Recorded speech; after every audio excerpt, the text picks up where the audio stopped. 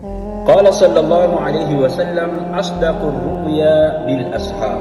Anasema Mtume wa Mwenyezi Mungu, rehma na amani zimshukie yeye, ndoto ambazo ni za kweli ni wakati wa maladako.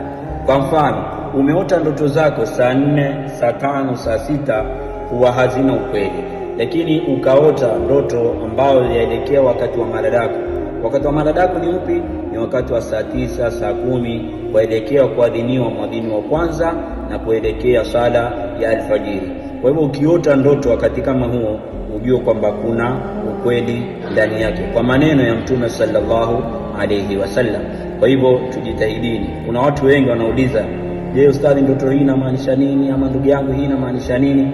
Kwa hivyo wakati ukiota kama ni wakati kama huo, ujue kuna ukweli ndani yake na utafakari kwa yale uloyaota. Mimi nimekukumbusha na nikumbusha mwingine, adalu ala alkhairi kafaili. fi amanillah.